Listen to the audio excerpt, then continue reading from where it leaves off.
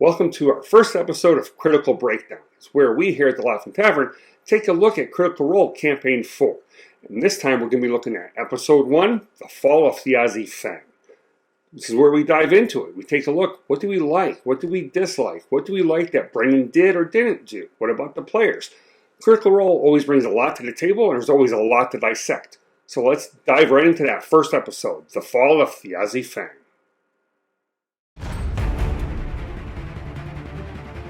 Before we get too deep, I just want to say that I'm recording this after Episode 2 has already been released, but I have not watched it. So any thoughts and opinions I have are solely based off of watching Episode 1 and not seeing any spoilers. Speaking of spoilers ahead. So if you haven't watched Episode 1 of Campaign 4 yet, don't watch this right now. Come back to it. This episode was delayed because of some medical reasons of my own. Plus, we had to say goodbye to our cat, Harley. He was diabetic, started to have dementia, but it was time. Rest in peace, buddy. I love you. All right, we start country of Araman, the city of Dolmek here. We start with the execution of the rebel and arcanist Thjazi Fang in Orc. The rest of the episode takes place at the funeral of Thjazi Fang in Hal's house. Hal is Thjazi's brother, and it's played by Liam O'Brien. There was no combat in this episode. It was all basically player introduction. There were some awesome role-playing moments and a couple cool scenes, which we'll discuss here in a little bit. But this was basically just all role-play. Brennan Lee Mulligan, in the cooldown after this episode, said he was trying to think of a way to get the players to introduce themselves. There are 13 of them, so it's a lot at the table. And he figured the best way would be a funeral, because you can have a lot of people come together that may not know each other. So it's a perfect place to have all these characters join.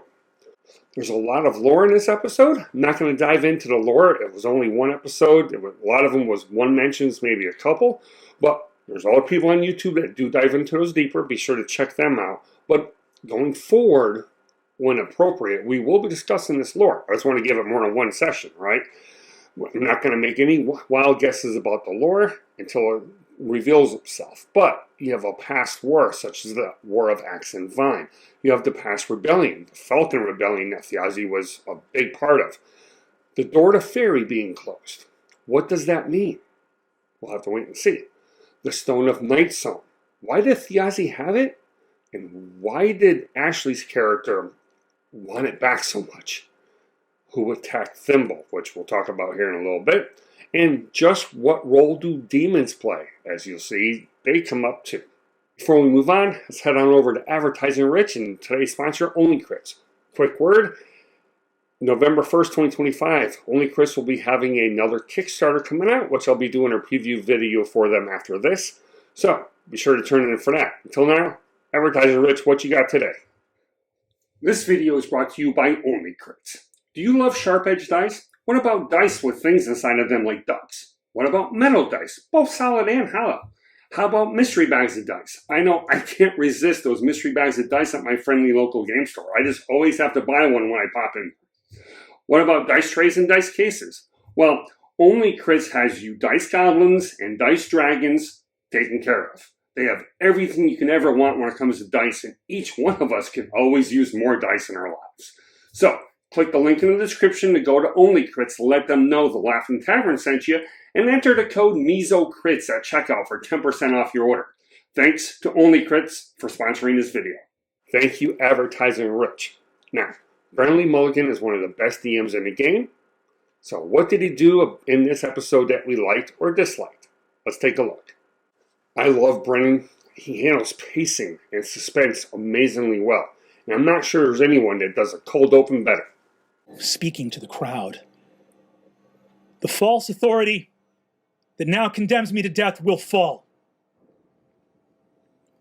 I regret only that I will miss the glorious celebration when your calumny and destruction comes to an end. He looks to you and in his mind says, tell Thimble not to be scared. He looks out and says, I can still hear the falcons cry. The lever is pulled.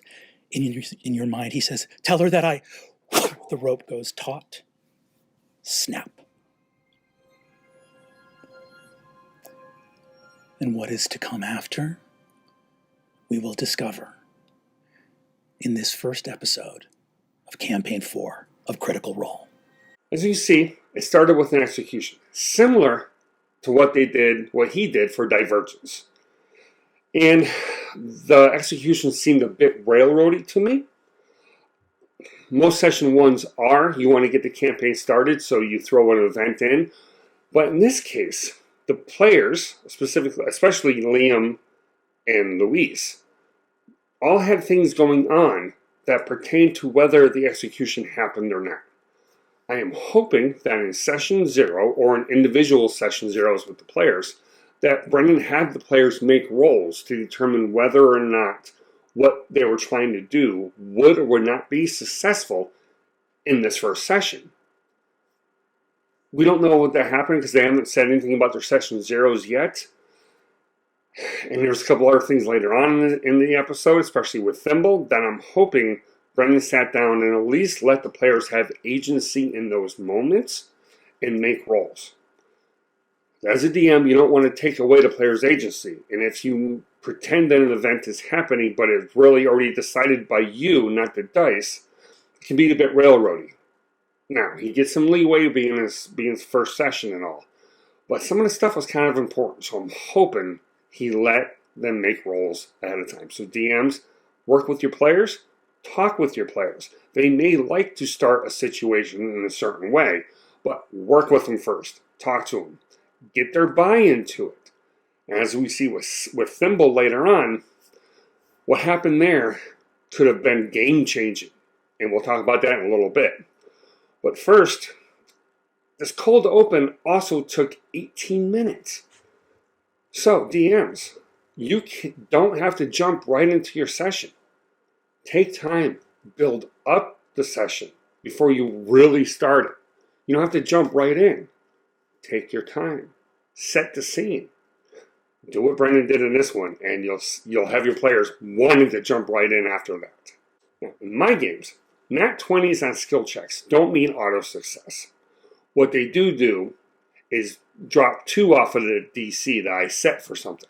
You know, you have DCs for a reason. Just because you roll a nat 20 outside of combat doesn't mean it's an auto success. But what Brennan does is he allows a couple different things to happen when you roll a nat 20. When Liam rolled a nat 20 to start the session off, I'd like you to make an insight check for me.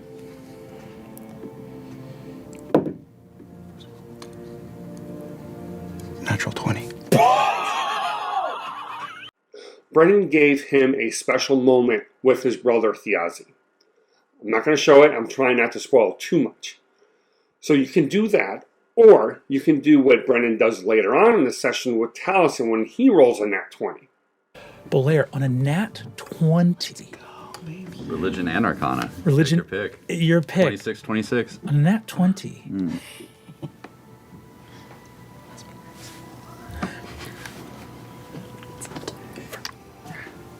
I'll give you 2 out of 3. We'll make it fun. Dealer's choice.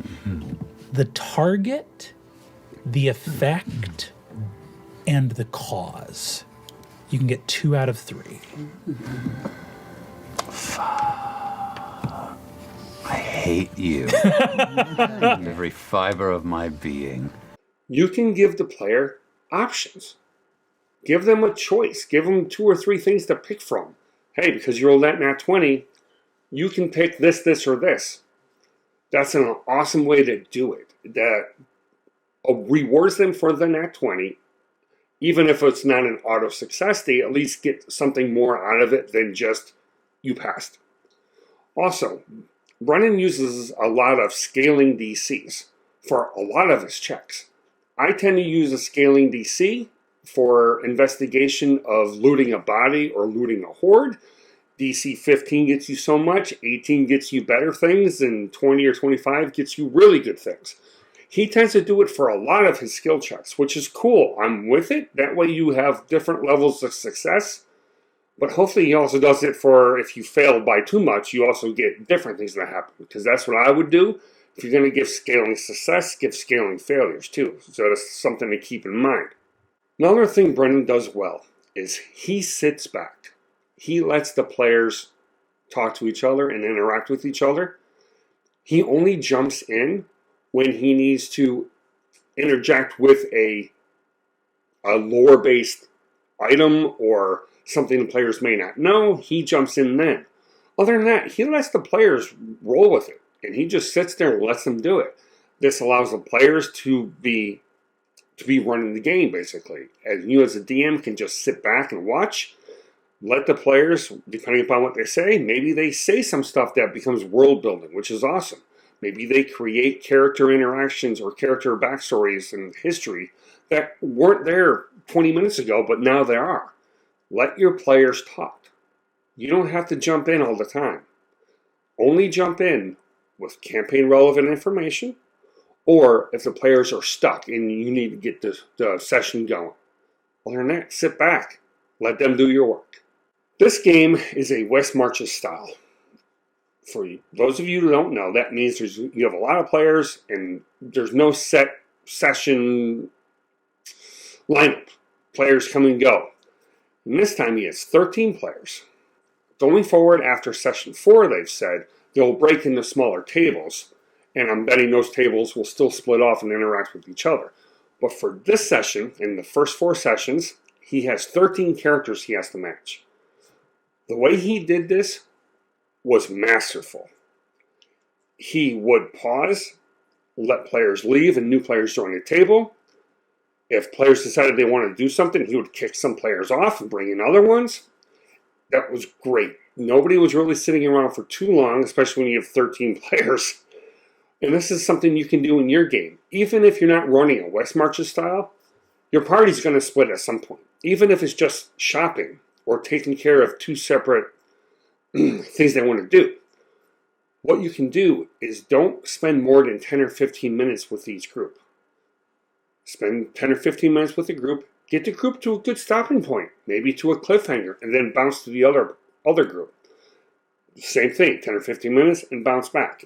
You can do that with a table of 4 or 6. You can easily do what Brennan did, just a lot simpler because you're not handling 13 players. And Brennan, props to you, bud. Handling that many players at one table is absolutely crazy. And man, you did it well. Another thing Brennan does is Brennan will rarely tell the players what they see. Now, if he's describing something that is canon in the world, he will tell the players what they see. But Brennan likes to sit back and ask the player, what do you see? And let the player describe this. Especially when he's talking something with the character's backstory, he will let the player do the world building for him. So this is an amazing thing to do. They started doing this in Daggerheart, bringing the players helping with world building. And I'm starting to see more DMs do this as well. Because we realize that your players can do some of your work. Not only can they talk to each other all game long and you do nothing, but they can also help build your world, which takes the burden off of you. So let the players describe what they see. Let the players describe what they find when they open the door. Now, you have to have a table of players that take that part of the game seriously. They're not going to open the chest and find a Vorpal sword at level 1, right? You have to have the players that will buy into it and do it seriously enough so that they're not doing anything campaign breaking or game breaking. Brennan's got a table full of professionals. So he knows he can let them go and let them describe everything they see. Plus, they're all actors and professional voice actors and all that, theater actors, so they know how to roll with the moment. Where your table, you may not have every player that can do that, but the ones that can, let them. Another thing Brennan does in this game is he shows the players that death is on the table. Not only with the execution to start, but with Thimble. First time we met Thimble, she was unconscious. He had everybody roll initiative. And she was rolling death saves right from the start. Now, as I mentioned before, I'm really hoping he talked to Laura about this, because once the dice get involved, you don't have control of the story anymore. Very easily, Laura's character could have been killed on two dice rolls. All it takes is a nat 1 to fail 2 death saves, right? you need a minimum of 2 rolls on death saves to die. Now, thankfully, obviously, that didn't happen. Watch the video to see just how close. But what he does do is Travis's character, Tayor, was trying to reach through the grate to get to Thimble. Thimble's a little fairy. She was unconscious below this grate. What Brennan did was he let Travis roll with advantage if he was willing to take damage. There is a grate in the floor between you and where Thimble is.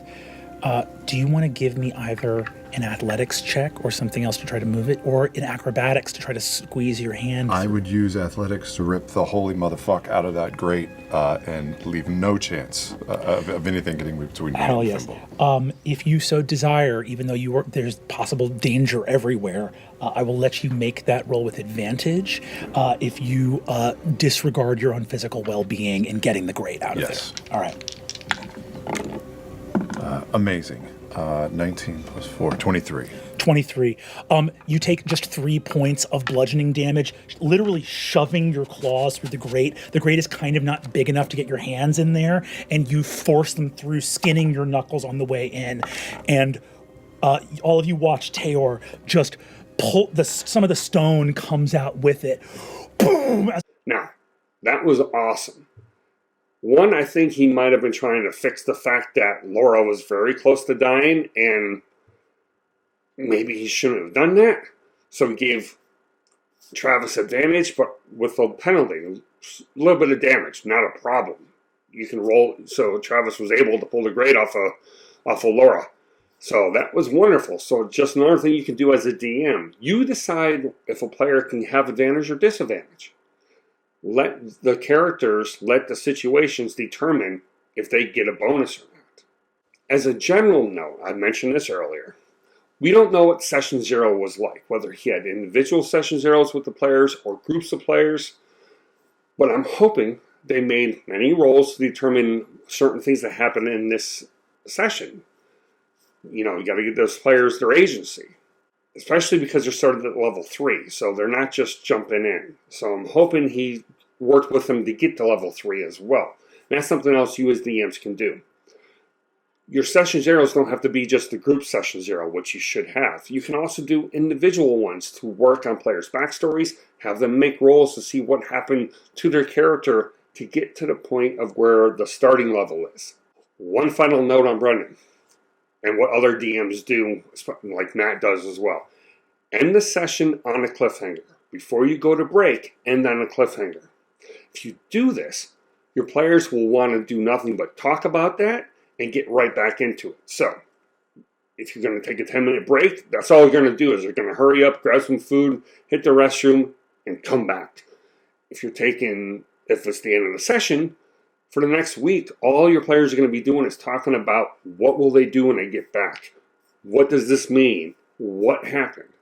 Hidden in the box begins to move together into the shape of a mask, much like the one downstairs on Valaire's face. Ty? This was the last thing. Thjazi asked me to get it. I don't know what it is. Can I make an Arcana check? You want to make an Arcana check? Yeah. No, I don't like this You'll be at able to all. make an Arcana check at what you now see shaking across the inner workings of the box, black velvet and black clay, coming together swiftly because you spoke the name of a little fairy. We'll make that Arcana check at the top of next week's episode. The players are all wonderful. They're all professionals, as I said before. They know how to dive into emotions, and some of them, Liam, Luis, and Laura especially, really dive into the emotional side of their characters. And they always make me want to cry at least once an episode. So, as a player, is something you can take away, is the more you put into yourself into the characters, more as you dive into that emotional side and play out those emotions, the better this game is going to be. Plain and simple. Yes, it may be heart-wrenching, and yes, but you're going to be into it. You're going to love those characters. You're going to be in the moment. And the gameplay will show that. Thjazi, it's gone. He's easy. When? How long ago? I look up, do I see the sky? Is it nighttime? It's no longer there. Oh. I didn't even get to say goodbye. No. Thimble. And I approach you as you're holding onto Taylor's hand. He knew. I spoke to him in my way, and he told me to tell you What? that you did so well. And he's so proud of I you. did shit. No. The clip is here. I fucked it up. Other tips is if you notice some of the players, they always say, I do this or I talk to this player. Another way the players dive into their characters, immerse themselves, is by talking in the first person. I do. It changes the mentality. If you say your character does this, you're in. It's fine. You don't need to. I'm not saying you have to as a player. It helps you get into the character and it helps you get into the game more. D&D is a cooperative game, but if you watch any episode of Critical Role, you will see the players step back and let the other players have their moments. But they're also engaged. They are also in the moment with the players, and they are reacting to the player as well. They're reacting to the emotions. Luis isn't part of the roleplay moment. He's there at the table, or his character's there, and he reacts to it. So be in the moment, but let the players have their moments so that when it's your turn, you'll have yours too. When you're creating your character, try to create a character that has a connection to at least one other player. Dungeon Masters, have your players make these connections at session 0. It helps just build the game out. It helps build the world out. It helps build those connections that will lead to the role-play moments, that lead to the emotions, that lead to those awesome, amazing moments when the player did something and everybody cheered or everybody cried. If you have those connections to each other, it will show through in the gameplay. It will show through in your story. And it just makes the game better, in my opinion. Some final notes before we dive into character discussions. Because there's 13 of them, let's look at each one individually. Before we do that, let's talk about clearly homebrew and third-party content are available for this game. Robbie cast Clue, which was available to you in Valda Spire of Secrets. It's from Maychan Press. It's available in D&D Beyond. And remember, they also have Jeremy Crawford and Chris Perkins on the payroll now. So when they want to create something that's not exactly in the game in 2024 rules, they've got the creators right there. For instance, Alex plays a necromancer, which is not in the official 2024 rules yet. I believe it may be an unearthed arcana at this point. But just ask Chris and Jeremy to help make this 2024 necromancer.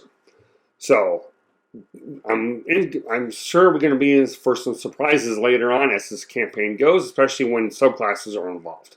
Let's look at each character. We'll do a quick little look at each one. We'll mention maybe a subclass they're going to play, because outside of one, I don't think they have announced any subclasses, not as of the airing of episode 1. So, let's start with Abria. Abria is a druid. I'm thinking probably Circle of the Land, maybe, for a subclass. Love how she played this character in this first episode. Very protective of her child, which she had with Liam's character, the elder children, and she was not very happy with Matt's character. So that interaction, I can't wait to see how that plays out, because that's definitely going to be interesting. Alex is an interesting character. He's a necromancer, And he has a fox familiar named Pin, Pin knows Robbie's wolf, which, okay. Arcane magic seems to be controlled or restricted in this campaign. So he played him definitely kind of coy and quiet, didn't want to draw attention to himself. So I can't wait to see what he does going forward, because I've loved everything that he's done for Critical Role so far. Ashley played Valus, a massive drow. She wasn't on screen a lot in this session, but when she was, she made her presence known. Ashley's not a very big person. However, when it was Valus's turn to talk, she made sure she was standing at the table, so it just had that presence at the table. So that goes to show you, players and Dungeon Masters, body language can go a lot to helping you get in the character, and also help show the other character something about the character you're playing. I can't wait to see what Valus does. Just, wow, she's definitely a presence, and definitely something. She has a lot of tie to the world, to the lore. And I'm thinking she is playing a paladin, probably Oath of Vengeance. Laura as Thimble. Fairy, so or Pixie, whatever you want to call her. She's strength of 3, so things might be a little tough for her. But she's also a rogue, which Laura's always wanted to play. She played a multi-classed rogue in Campaign 1 as Vex. And she's already had some of the best moments in this campaign already. It's one session in, and she's already got her moment. And when she dives in with the emotion, it is absolutely unbelievable. Probably playing a thief based upon what happened in this episode, so we'll have to wait and see. Liam plays Hal, the orc bard. There was just a matter of time before Liam played a bard. It lets him dive into his theater background, and I'm guessing probably College of Lore, but I could be wrong about that. He's already diving into his character, and going forward, especially when more things get released or come to light about the things that failed and why his brother got executed. I can't wait to see how he reacts to all of that information. Luis was a paladin in Calamity, so it's interesting to see him playing a paladin here, a Zune. However, it's a paladin sorcerer multi-class, which, right on. I love that multi-class. It's something you would never think of, but the stats work so well together. And especially with arcane magic seeming to be a little controlled, innate magic might be a little bit less. I mean, he was working for the house that caused the execution, right? Initially, I was thinking he was going to be an Eldritch Knight, but Paladin Sorcerer. Probably Oath of Devotion Paladin. And as for Sorcerer, maybe something homebrewed or made up, or another subclass, but possibly Clockwork Soul. We'll just have to, as with the others, we'll have to wait and see here. Marisha's playing Murray, the first full-time character dwarf in a Critical Role campaign. A little cocky, a little arrogant. I'm thinking she's going to play her like she did her, like a combination of some of her previous characters, especially the bard from Daggerheart that she played. Can't remember the name off the top of my head. Probably an illusionist wizard working with Hal, so probably helping him with the theater with illusions. She's got a big tie because what Thjazi said to Liam there to look out for Murray. So we'll have to wait and see what comes about that. Matt is playing in his first full-time campaign as a player, and he's coming out firing with a fighter rogue multi-class that spit on the corpse of Thjazi. And it's not liked whatsoever by Abria's character. So, looks like Matt's diving in. There was rumors that Matt was playing a prick, to put it lightly. And yeah, he's diving into that. So, let's wait and see what Matt does with that character. Robbie. Love Robbie's Ranger Cadigan and his Wolf Wolfric. I love how they introduced him. I love how this character seems very sure, very, very confident. Robbie, when he played Dorian, it was a little like Robbie wasn't sure how to play the game, so he wasn't sure what to do, and it came across in the character, which worked out great. This time, there is none of that. This is a very confident character, but I think he's not all what he seems, based upon being drunk and, in the safe house, and he may not be everything. Taliesin. Let's start with Taliesin and his one-liners. I kneel down and turn to the children after all of this. Now, I hope we all just learned that we have to be kind and forgive the idiocy of people at funerals and weddings. Do we understand? You see, Shadia says, "We do, Mr. Bolaire. Thank you so much for the kind lesson." You see, Hero looks up at you and says, "Why specifically funerals and weddings?" I don't know. Honestly, because I suppose we have to pick 2 days to be forgiving instead of just being irritated at them all the time. Taliesin. As always, Taliesin comes up with a one-liner. Maybe not every session, but in this one he did. Taliesin he's so great.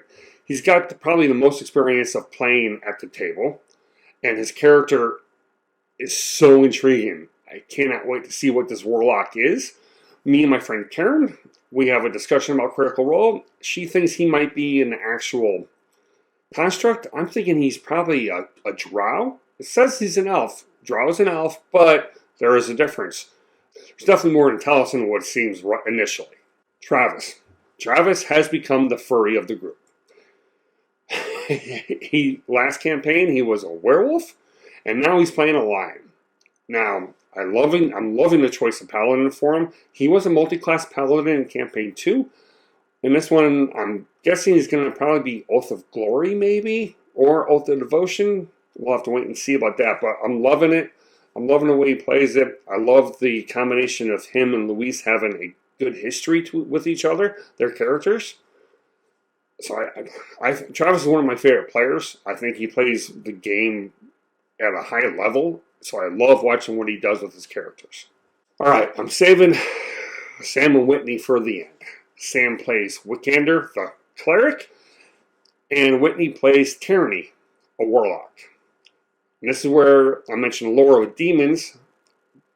Tyranny's sister is working for Wikander's family as well, so I don't know what the demon thing is here. Whitney, pure chaos. I love it. I can't wait to see what she does at the table. Sam, I think, is being his typical troll self here. I think he's hiding something, and if you look at his stats, he's got a 10 for wisdom. That's not how you build a cleric. Even if you're playing a bad cleric, you would at least bump the wisdom up a little bit. But his charisma's an 18. So, is Sam secretly a warlock and Tyranny's his patron? Or is it reversed? Is he the patron of Tyranny? And judging by the way he yelled at her at one point, maybe. Look forward to a reveal by Sam at some point in this campaign, because Sam is Sam. Sam will Sam, and Sam will be the troll and come up with something that just devastates everybody at some point. So, that was Critical Role Campaign 4, Episode 1, The Fall of Thjazi Fang. What did you guys think? What do you think of this critical breakdown? Do you like what I do? Now, I'm still getting my feet under me, still working on it. A lot of stuff going on, so hopefully I'll get better going forward. I'm glad to finally start using actual clips in my videos. Also, with Harley's passing, you can look forward to me creating an NPC for my game world, just like I did with Lay It Long Lasting. I'm thinking Harley is going to be some kind of thief. I'm thinking about building this character in D&D Beyond and creating a character of him in Hero Forge. Let me know in the comments below if this is something you'd be interested in watching. So that will determine whether I do a live stream or just build it and record it. So let me know. So, like and subscribe. And as always, be nice to each other, accept each other, and just love each other. You never know how long you'll have people in your lives.